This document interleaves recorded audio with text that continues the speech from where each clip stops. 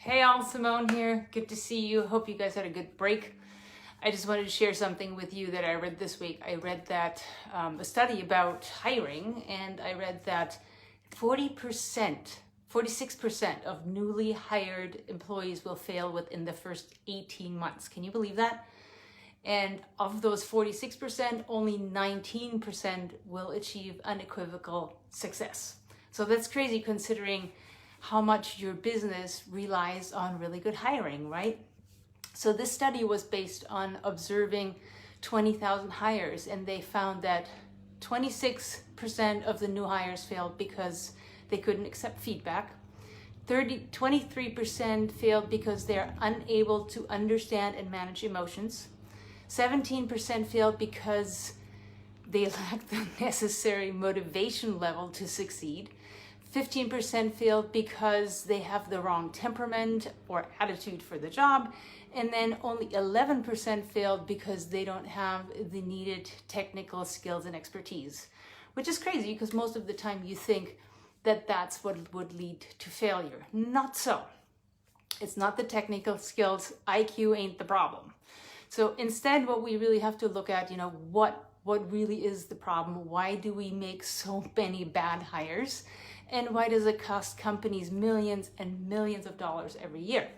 So we already discovered it's not IQ. So now we're talking EQ, which is emotional intelligence. And then the other thing that's not much talked about is AQ, advisory quotient. Adversity quotient, which means how ready and how resilient are people to challenges? Do they immediately throw in the towel, or do they stick through? Do they seek improvement? And do they have that necessary grit to really come back when the going gets tough? So those are really important, but then I'm bringing in another quotient, and that's RQ, and that's what I call the readiness quotient. And that really means, are you as the company ready to set up that candidate for success? Will they be able to perform as their best selves, bring their best skills, bring their A game to your company because you've set them up to succeed? So a big question.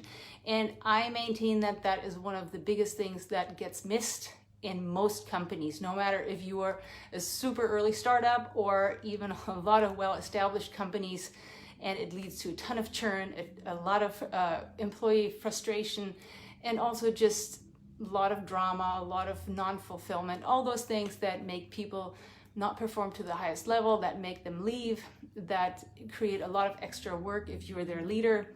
All those things are just not good. So let's talk a little bit about how we can fix this. So we already discovered IQ is okay, so we're not going to talk about that. They have the technical skills, they can think. So now we're going to look at EQ. So this is often overlooked because a lot of that is about attitude. Do they actually want to show up? Do they want to relate? Do they want to change things when they need to change things? Do they have the ability to control their emotions, their own emotions, and do they understand how to manage other people's emotions? So especially in a leadership role, of course, that's vitally, vitally important. One of my clients said to me at some point, one of our hiring rules here is no brilliant jerks. He said actually a different word, but I'm not going to say it right now. So no brilliant jerks, really important, especially when technical skills are so important for what they do.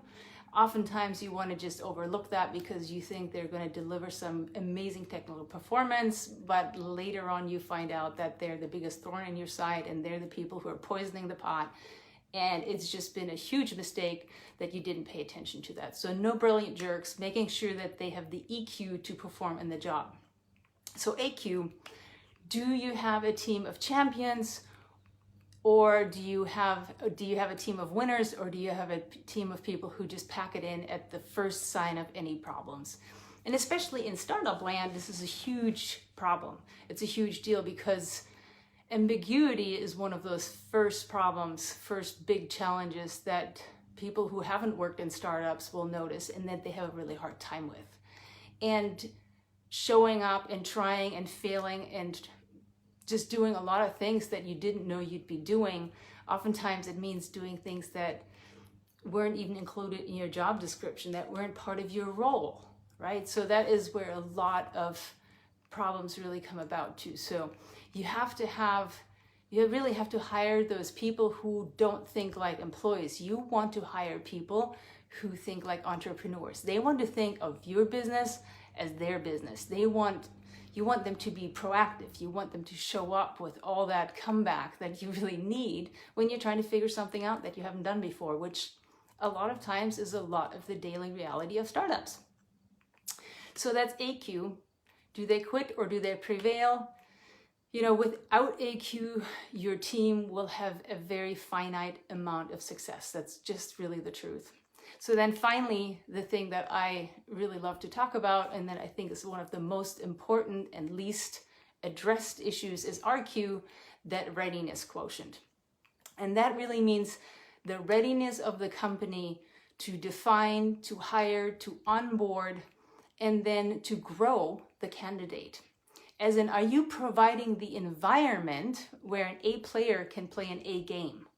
Can they be an A performer? This is not one and the same. You can have an A player who will do terrible, who will deliver terrible performance because the company has not set them up for success. They don't have the environment to thrive in. And you can't have an A player without that environment they can thrive in. It just doesn't work. So it's again, in that situation, they will fail. You'll have a lot of churn.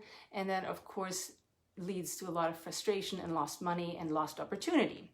So, you know, when you think about that, money, resources, time, momentum, opportunity, those are all things you cannot afford to waste ever. So that RQ part is incredibly important. So how do you get ready for that? You know, there's no easy answer. I wish I had one for you. That's really what we spend the bulk of our time working with our clients on. And it's really about, you know, face it, most people suck at hiring. It's not one of those things that you can just learn in school or that you get good at after you've hired, you know, a handful of people. It takes a ton of practice. And unless you are an incredibly good, seasoned, and not just seasoned, but an excellent recruiter who's hired thousands of people, so has observed the patterns thousands of times, you won't have that. So in lieu of having that, what you really need is a whole business system that really sets you and your candidates up for success. So you need a whole system around hiring the right people. And a lot of that is around definition and clarity and really understanding how you set them up so that they can perform. So the good news is that same system that lets you hire the right people is also the same system that'll help you get all those other stakeholders on board that you really need to make your business success. And you know, that's of course your end users, but it's your partners, your business partners, it's the rest of your team, it's your investors, of course, board members, anybody who you really need to buy into your business will succeed and will buy into it when they see this incredible amount of clarity and just the way that you handle your business. And it's all really around those internal systems that need to be set up so that every person who comes into your business, into your company, can really succeed in that container.